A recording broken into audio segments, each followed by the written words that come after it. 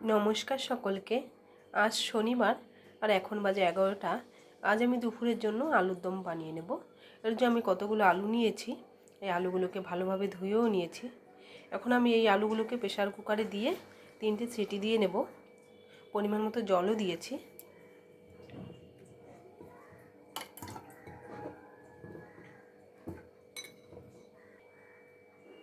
একটু লবণও দিয়ে দিচ্ছি।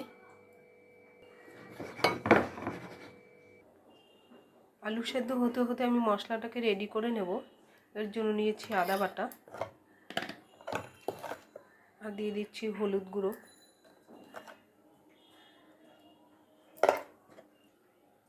দিয়ে দিচ্ছি লঙ্কার গুঁড়ো, আর দিয়ে দিচ্ছি কাঁচা জিরের গুঁড়ো। যেহেতু এটা কাঁচা রয়েছে সেই জন্য আমি আগেই দিয়ে দিচ্ছি। এখন অল্প পরিমাণে জল দিয়ে এটাকে ভিজিয়ে রাখবো।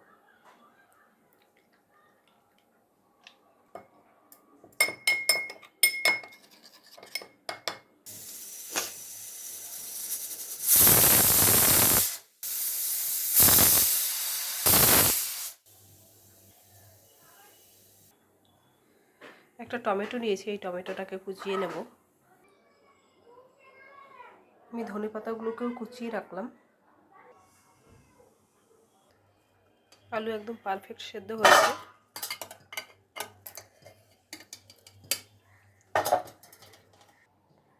আলুর খোসাগুলোকে এখন ছাড়িয়ে নেব। আলুগুলোর খোসা ছাড়িয়ে নিয়েছি। এখন কড়াই গরম হতে দিয়েছি। কড়াই গরম হয়ে যাওয়ার পরে আমি কিছুটা সাদা তেল দিয়ে দিচ্ছি আলু ভেজে নেওয়ার জন্য। তেল গরম হয়ে যাওয়ার পরে আমি আলুগুলোকে দিয়ে দেব। আলু দিয়ে দিয়েছি। এখন কিছুটা লবণ আর হলুদ দিয়ে ভাজা ভাজা করে নেব আলুগুলোকে।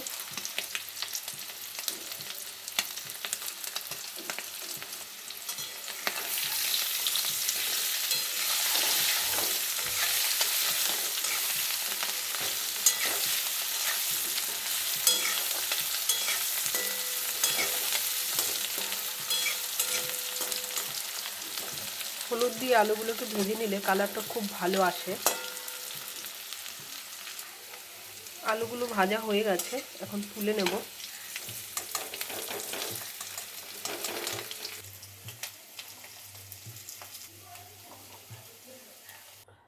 ফোড়নের জন্য আমি কড়াইতে সাদা জিরে ও তেজপাতা দিয়ে দেব।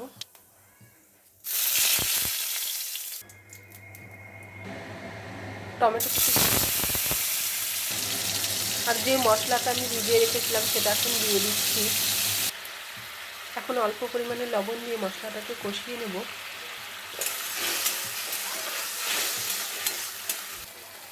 মশলা কষাতে কষাতেই আমি দিয়ে দিচ্ছি 2টো কাঁচা লঙ্কা।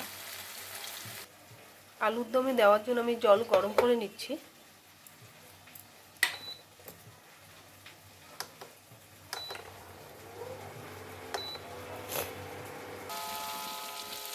মশলা কষানো হয়ে গেছে। এই অবস্থায় আমি ভাজা আলুগুলোকে দিয়ে নেড়ে চেড়ে নেব।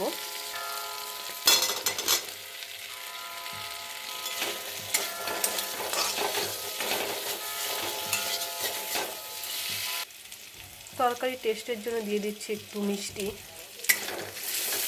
আপনারা চাইলে চিনিও দিতে পারেন, আমি বাতাসা দিয়েই রান্না করি। এখন গরম করে রাখা জল দিয়ে দেব।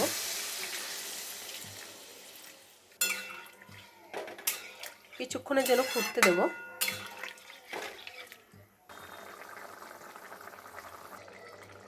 আলুর দম হয়ে গেছে, এখন দিয়ে দেব গরম মশলার গুঁড়ো।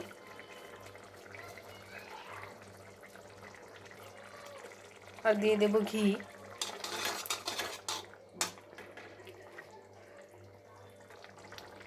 আর এখন কুচনো ধনেপাতা দিয়ে নামিয়ে দেব।